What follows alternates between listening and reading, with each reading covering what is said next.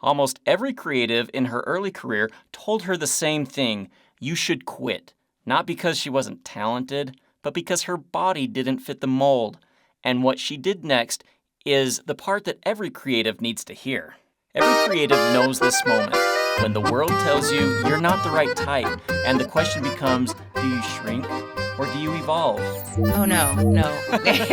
There's I nothing know I boring threw a about it. hammer for a long time, and after a while it got boring for me, and I was like, okay, what's the next thing for me? But yeah, I'm interested to hear your story, and let me just ask you to start out with, did you know you always wanted to be in dance?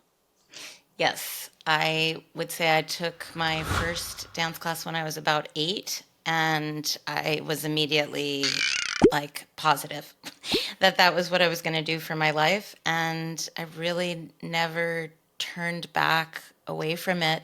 My my role in dance and theater has shifted a lot, since I started. I started as a performer, became a choreographer for dance, shifted into choreographing for theater, and since then have done a lot more work like coaching actors and working in somatics. And then that has led me more to something like dance movement therapy, where I work one on one with people to heal them and help them become more expressive and embodied and authentic.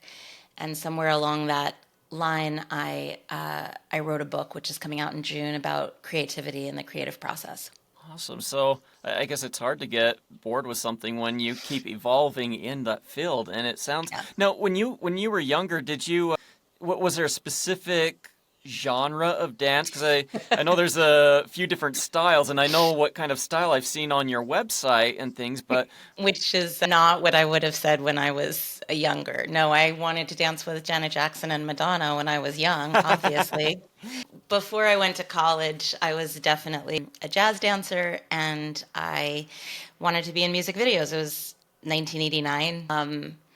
And, it was the height of Paula Abdul, Janet Jackson, Madonna, like music videos. MTV was all the rage. And New York was a really exciting place to be in dance. And that's what I thought I was going to do when I graduated college, but I felt not quite prepared yet, like technically, virtuosically. And so I was like, oh, I'll go to college.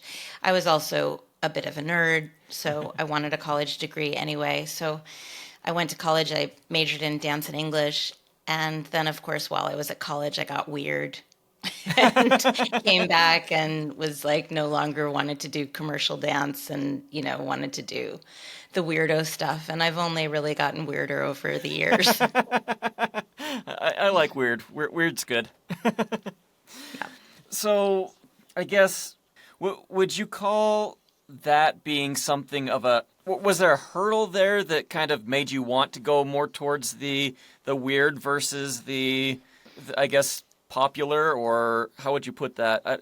I mean, when, I'm joking when I say weird, joking and not joking. I'm certain, certainly people think it's weird. What I really mean is personal, authentic, expressive, individual art.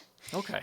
This is the identity crisis every creative eventually hits, the pull between what sells and what feels true. Well, yeah. It requires a lot of faith to decide that what you care about will be interesting to other people, and that you don't have to try to adopt a maybe more generalized and, to my mind, maybe potentially cliche or stereotypical arc of a show or topic. So it is a shoring up of faith to some extent when you decide, I'm going to decide that my vision is going to be interesting enough to other people that I'm going to commit to it as a life choice, like making that art as a life choice. I would say that's probably one of the number one things.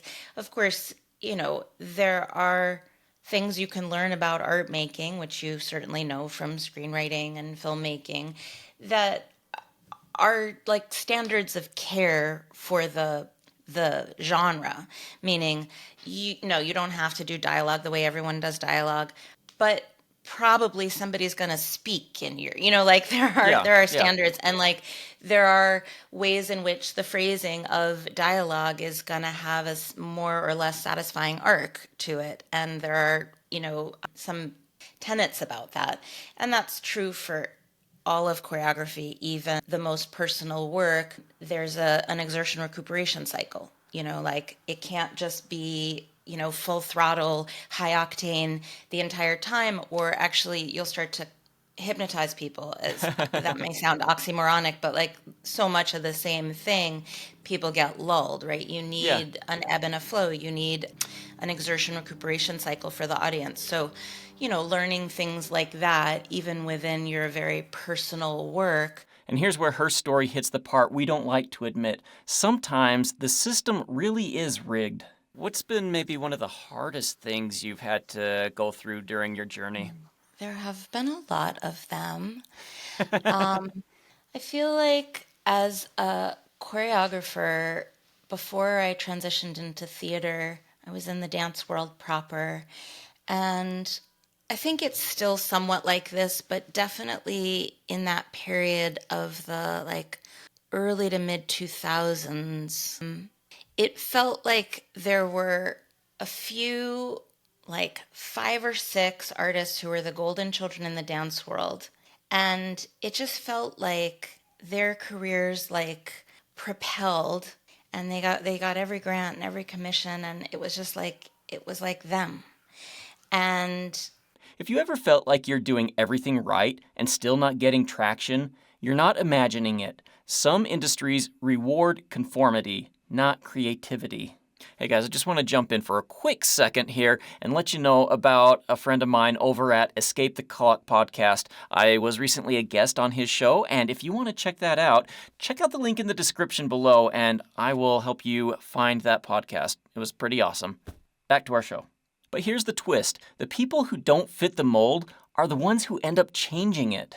I just didn't hit the zeitgeist of whatever it was they hit.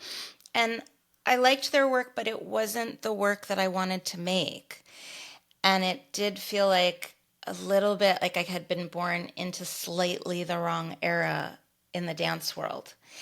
And it felt really painful to me to never be able to get the kind of traction that I saw other people getting. And I know that we all do this and we compare ourselves, and other people look at me and they're comparing themselves to me. And I know that this is, a vicious cycle that we all go through. This is the part most creatives never consider, that the dream doesn't die when you pivot. Sometimes the pivot saves the dream. And just objectively, I think there were a lot of places that I wanted to go with my art that I just didn't get offers to go towards.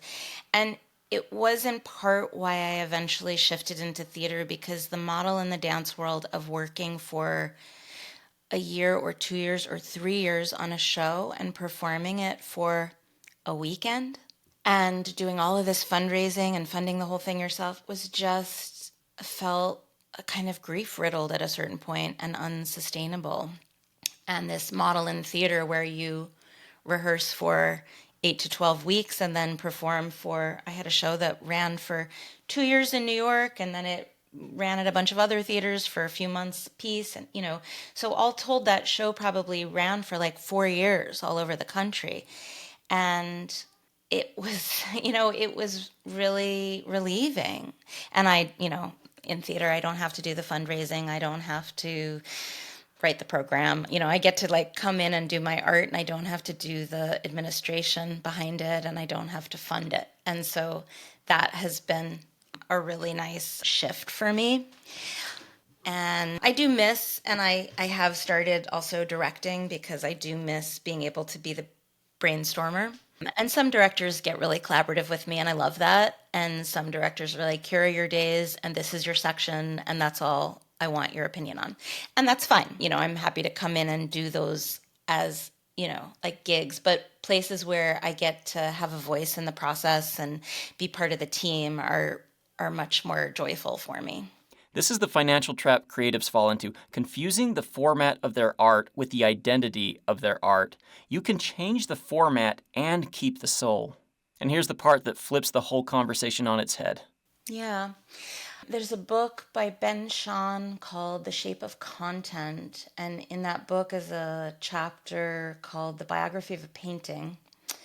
And in that chapter, he talks about how when we're trying to appeal to the widest possible audience, we sometimes have an impulse to kind of flatten things out and make them like, oh, this will appeal. Oh, but if this wants to appeal to you, I shouldn't do this. And if this wants to appeal to you, I shouldn't say this. And if this wants to appeal to, and it flattens out the topography of what you're saying, which often is some of the most personal material.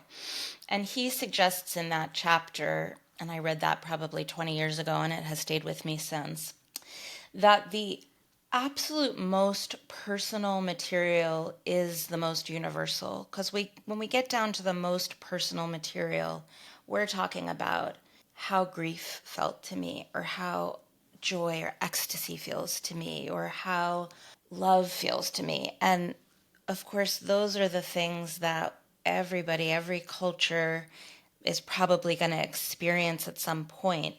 And the most personal expressions of it, and right now Maggie Nelson's book Bluets is coming to mind, which is this book about a breakup, and she's completely personal, like idiosyncratic. She's talking about, I don't know, looking at her coffee, and these very like detailed moments from her life during a breakup, and yet you read it and you're like, yeah, yeah, yeah, yeah, yeah. I mean, it wasn't coffee, but yes, I like that. Yeah, that's so what happened to me, even though mine was totally different. But like what you're talking about, I get, because they're not talking in these generic terms. And I think every genre has their cliches, So for TV, it's going to be like, the Hallmark Christmas movie, right? And it's got this absolute, you could plot it out in the formula, right? It's Oh, going yeah. to be this, and then there's that, right? Or like the kind of traditional buddy action film, and you're going to have these beats that you hit, and you're always going to, and you're going to have this like the sarcastic one, and these tropes of characters. When you let go of them and you let people be really idiosyncratic, that's where you start to actually find everybody or most people. And I'm thinking about this. Did you see the show The Diplomat I with did Kerry not. Russell? Okay, great show. There's this thing, like you can just feel how her and the actor that plays her husband, Rufus Sewell, how much work they put into the backstory of not only their individual characters, but their marriage and their relationship. And there's this thing he does in the film where she never eats breakfast, but she really needs to eat breakfast. And he knows this about her. And he knows that if he's like, eat something, she won't eat anything. So he just puts extra food on her plate because he knows that if her plate is right next to her, his plate is right next to her, she'll start grabbing things off her plate, off his plate, and start grazing. And Hmm. so he's eating and he's like, do you want breakfast? No, no, no, no. And then he like very specifically puts extra food on his plate, and then he puts his plate just like a little closer to her at the table where they're sitting, and she's just having coffee, but then she picks up a piece of bacon and she picks up a piece of toast, and he doesn't need to say anything. There's no exposition about it. But it's just this detail about their relationship that the two actors clearly had worked on, or the director. I wasn't in the room.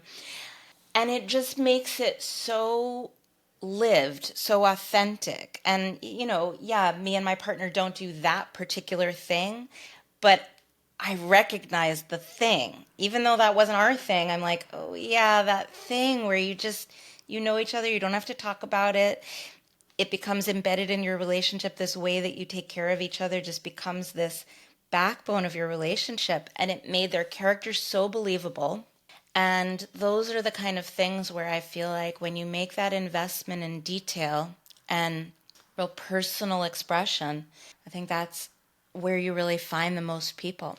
This is why chasing trends never works. Your weirdest, most specific truth is the only thing the algorithms can't replace.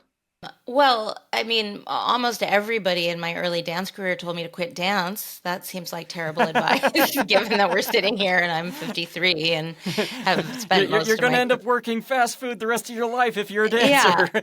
Well, I didn't have what they considered a dancer's body. I was bigger than dancers were, quote unquote, supposed to be at the time. So everybody thought that like there was no room in the dance world for me. And in a way, they were right because it hadn't really happened. I was the first dancer who didn't have a traditional dancer's body to be in a big company. So, in a way, they were looking at the landscape and they were telling me what they saw, which is like nobody's ever done that before. But of course, that's true for everything that gets done. And, we'd never had a black president before Obama, and we'd never had, so eventually there's a first time. And I think, we can't tell people that something can't be done because it's never been done. That's just scientifically, that's not good, good information. But I would say, yeah, that was the worst advice I ever got, which is you should quit. It's kind of funny. You go into an artistic field and they tell you to be like everyone else. Yeah. And where's the art in being exactly like everyone else? Yeah, be totally unique like everyone else. After everything, the rejection, the pivots, the reinventions, here's what actually kept her going. I would say like the trust that other artists have offered me, whether that was to be in my work with their bodies and their minds, or to share their own work with me as a facilitator, a coach, or a guide, because I facilitate feedback and work with people in their choreographic process. So I think that one of the things that has meant the most is being offered that kind of vulnerable trust from other artists about their own work, whether it's their performance or their creativity. If the industry tells you that you don't fit, it means you're the one who changes it. Keep going, not because the system is fair, but because your voice is the one thing it can't predict. If you'd like to learn more about what Alexandra is doing, visit her website. The link is in the description below. And remember, this was just a small piece of the entire interview. If you want to catch the whole thing, head on over to my podcast, the Light-Minded Arts Podcast. You can catch the entire interview there. There was a lot to go over.